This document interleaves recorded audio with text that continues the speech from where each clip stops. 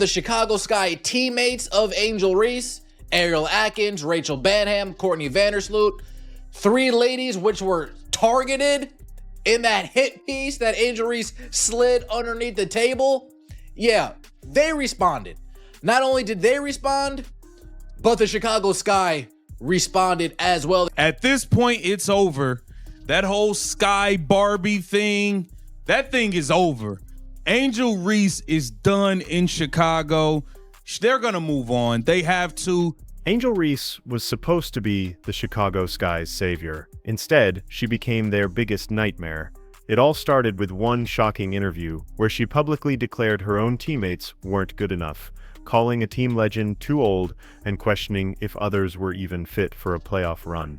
This wasn't just a rookie mistake, it was a betrayal that ignited a firestorm. Her words triggered public clapbacks from her own teammates, a rare team suspension, and a stunning revelation that the Sky might actually be a better team without her on the floor. This is the story of how a franchise's biggest hope became its most toxic problem. Let's see what Angel Reese had to say. I'm not settling for the same shit we did this year. Oh boy. Reese told the Tribune, we have to get good players. We have to get great players. That's a non-negotiable for me. I'm willing and wanting to play with the best. And however I can help to get the best here, that's what I'm going to do this offseason.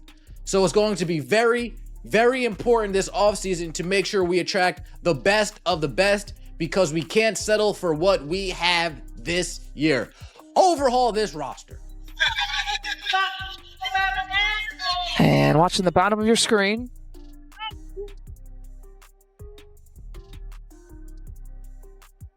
The contact by Reese. You can see Angel's right hand. Got Aaliyah Edwards on the head.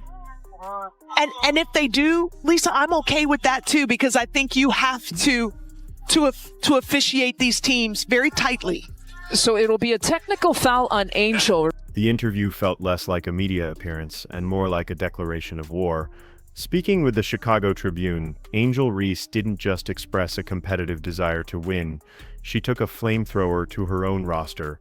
With chilling bluntness, she stated, "We have to get good players. We have to get great players. That's a non-negotiable for me."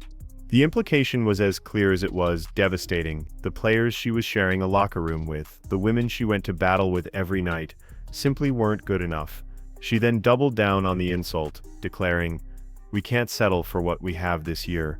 In one fell swoop, she publicly dismissed the entire team's effort and value, but she wasn't done. We can't rely on Courtney to come back at that age that she's at, Reese said. I know she'll be a great asset for us, but we can't rely on that. We need someone probably a little younger with some experience, somebody who's been playing the game and is willing to compete for a championship and has done it before. Courtney Vandersloot, by the way, 2-time WNBA champion, 5-time All-Star, 2-time All-WNBA first team, left the New York Liberty, a championship caliber team, to come help out the Chicago. Oh, damn. Oh, damn, oh, dang, oh, damn. It's all right, Courtney. It's all right. Reese then took direct aim at specific teammates, shattering the most sacred and unspoken rule in all of professional sports. You never ever call out your own in public. She openly questioned whether a legend like Courtney Vandersloot, a 2-time WNBA champion and 5-time All-Star, was too old to be relied upon for a deep playoff run. She also cast serious doubt on whether role players like Rachel Banham and Hailey Van Lith were capable of contributing to a championship-level team. For fans reading the article, the comments seemed shockingly arrogant, but for the women inside that locker room, it was a profound betrayal. The unspoken bond of a team had been broken, and the fallout was about to be swift and severe. You can tell it's just some turmoil going on in Chicago right now, and it kind of brings up the question, like, what is going to happen with Angel Reese at this point? I think she's done playing. And more than anything, y'all, big picture-wise, this group, there would have been so many teams that would have folded with all the we've been through. And we just kept getting better. And we kept getting tougher. And we kept becoming more resilient. And we kept figuring things out, right? Like, we've had like 7 new teams throughout the course of this season. and no matter what, we've been flexible, we've been accountable, We've put each other in positions to be successful, and we've continued to put one foot forward and stay the course. The first shots in response didn't come from the front office or the coaching staff. They came directly from the very veterans Reese had thrown under the bus. Courtney Vandersloot, a player who commands immense respect across the league for her grit and legacy, fired back with surgical precision. When asked about Reese's comments on her age, Vandersloot didn't hesitate. "My age is absolutely not a factor," she declared in a televised interview. "I am coming back better than ever." It was a powerful and direct defense of her legacy, a clear message that she would not be dismissed or disrespected by a rookie. Then came Rachel Banham, another seasoned veteran, who had seen more than her fair share of locker room drama. In the beginning of the season, you was missing mad layups. You was shooting like 27% on layups.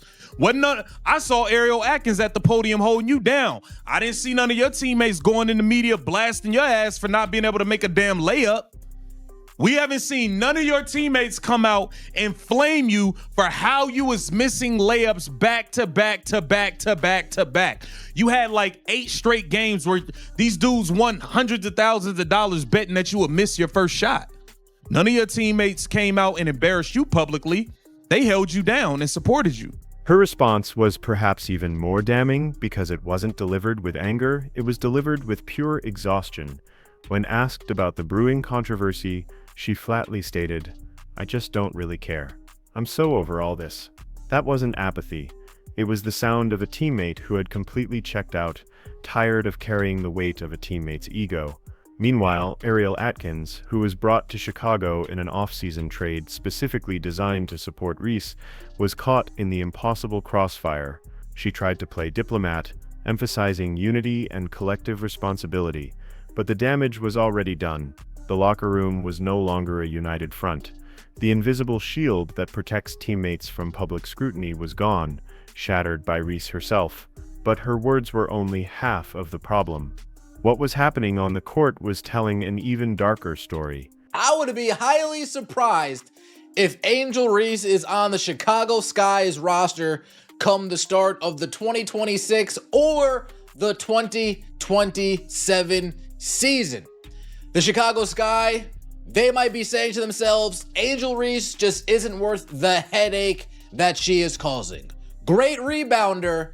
As for everything else, she's not worth the headache that she's causing. For a player so boldly demanding better talent around her, Angel Reese's own on-court performance was riddled with alarming inconsistencies and outright chaos. The most glaring issue was her astonishing inability to protect the basketball. In a truly mind-boggling statistic that speaks volumes, Reese managed to lead the entire WNBA in turnovers, despite missing nearly a month of the season due to both injury and suspensions. Think about that for a second. She was giving the ball away more frequently than players who had been on the court for hundreds of additional minutes. It was a staggering level of carelessness from someone who was positioning herself as the team's unquestioned leader. Well, it goes to show, if you're going to go at a legend, you better not miss. As we know, Angel Reese come out this week.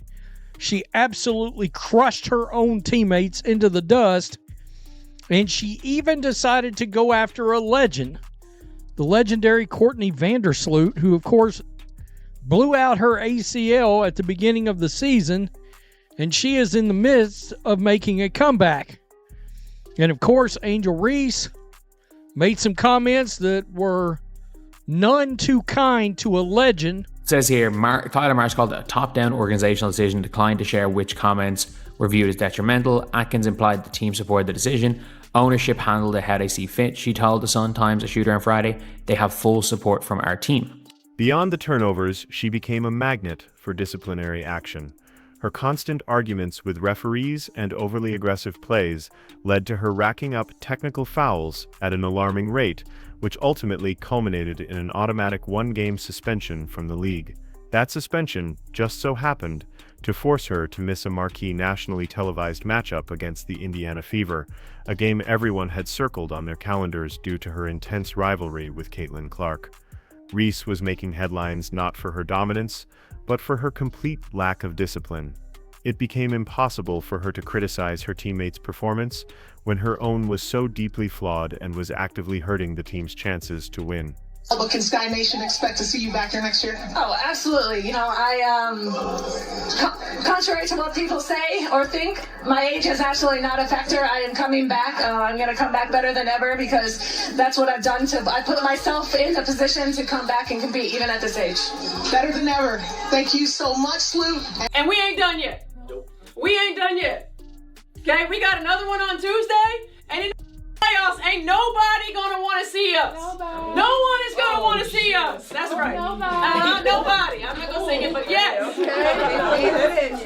So we continue to focus on competing to the standard, preparing to the standard. All right, and then we scare the hell out of this league. Hell yeah. Come on. Here we go. Hell yeah. 3, 1, 2, 3. Hell yeah. As the internal turmoil reached a boiling point and the public criticism grew louder, the Chicago Sky's front office could no longer stay silent. They made a move that sent shockwaves through the entire league, officially suspending Angel Reese for conduct detrimental to the team. That specific phrase isn't used lightly in professional sports. It is a formal public declaration that a player's actions have become toxic to the organization's health, culture, and public image. It meant this was no longer about a bad interview, a few on-court mistakes, or a simple disagreement. Angel Reese will be lucky if she has a third of the career that Courtney Vandersloot has had. I don't think it was Kennedy Carter that blew that locker room up. I think it was Angel Reese. There, I said it out loud. I think it was continuous drama. This was about a pattern of behavior so damaging that the team felt it had no choice but to forcibly remove her from their presence, even if just for a short time. The punishment officially confirmed what many had already suspected. Reese wasn't just a demanding teammate, she had become a genuine liability. The very franchise that had so enthusiastically handed her the keys was now being forced to lock her out of the building. But the most damning verdict of all didn't come from the front office or from a referee's whistle. It came from the court itself, during the very games she was forced to miss. Chicago Sky values the safety, respect, and well-being of every player. We are committed to accountability so our players can stay focused on playing basketball. Because of statements detrimental to the team made by Angel Reese during league-mandated media, she will not play in the first half of the game on September 7th against the Las Vegas Aces. This matter has been handled and resolved internally, and we are moving forward as a team. In one of the most brutal and telling ironies of the entire season, a shocking truth began to emerge. The Chicago Sky actually looked better without Angel Reese on the floor. Reports from team insiders and detailed observations from basketball analysts all pointed to the same unbelievable conclusion. When she was sidelined, the team's offense, which had often looked stagnant, predictable, and chaotic, suddenly found a new rhythm and flow. The ball moved freely from player to player in a fluid motion, instead of constantly stopping in Reese's hands, only to end in a turnover or a poorly chosen, forced shot. The floor seemed more open, the system more efficient, and the players more in sync. The team wasn't just surviving without their supposed star. In many ways, it was thriving. Angel Reese facing her first bit of accountability here in the WNBA. Unapologetically, Angel, the Chicago Sky don't care about any of that right now. They don't care about your feelings. They don't care about go out and say what you want. Be unapologetic. They have no time for that.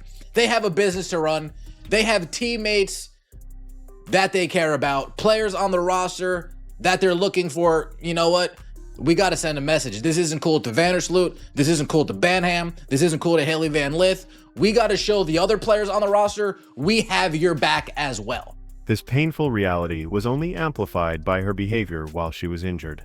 Reese didn't even travel with the team, choosing to isolate herself completely.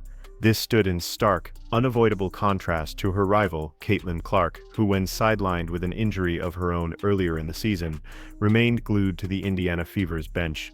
Clark was seen actively coaching teammates, clapping during big runs and staying completely engaged, embodying leadership even while wearing street clothes. Reese was nowhere to be found.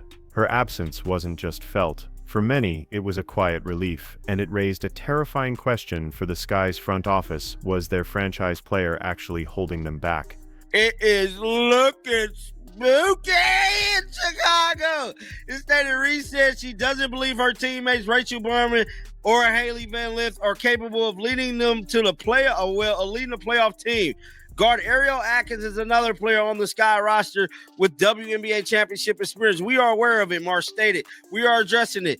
The story of Angel Reese's turbulent season cannot be fully understood without looking at her foil, Caitlin Clark, whose own rookie year provided a masterclass in leadership that made Reese's failures all the more glaring. While Reese was publicly questioning her roster's talent, Clark was publicly praising hers, consistently building up the confidence of teammates like Aliyah Boston and Kelsey Mitchell. While Reese was demanding the front office go out and find great players, Clark was focused on making the players she already had better. The difference in their approach was night and day.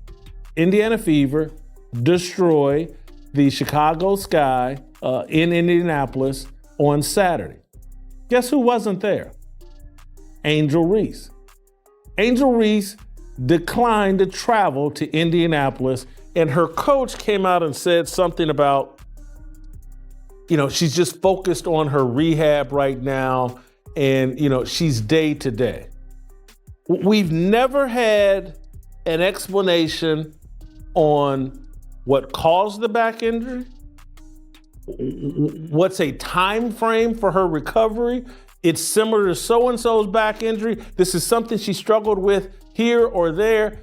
All we've heard is day-to-day, and Angel Reese has disappeared. Clark stepped into one of the WNBA's worst franchises and managed to inspire genuine belief, guiding the Indiana Fever toward unexpected playoff contention through sheer will and a team-first mentality. She lifted her team up. Reese, on the other hand, created division, sowed doubt, and fractured her locker room. Fans in the league took immediate notice. The WNBA had hoped to build a compelling long-term rivalry between these two young stars, but it was quickly becoming a lopsided tale of two completely different futures. One represented cohesion, accountability, and selfless leadership. The other represented drama, selfishness, and chaos. One was building a strong foundation for years to come. The other was swinging a wrecking ball at her own house. In the end, the mirror Angel Reese held up to the Chicago Sky wasn't showing their flaws, it was showing a distorted reflection of her own. Her league-leading turnovers, her constant technical fouls, and her public attacks on teammates weren't the signs of a demanding leader pushing her team to be better. They were the signs of a player unraveling under the immense pressure of her own expectations. She became a walking, talking cautionary tale of how quickly a celebrated star can become a team's biggest and most exhausting problem. Fans don't rally behind excuses and finger-pointing, they rally behind players who show up, lift others up, and make the entire game better. On all of those counts, Reese failed spectacularly. The question for the Chicago Sky is no longer if they can build a championship team around her, but if they even should. Has she done irreparable damage to her reputation and the trust of her teammates? Or is this just a painful, immature chapter in what could still be a long and successful career? Only time will tell, but right now the reflection in that broken mirror is incredibly hard to look at.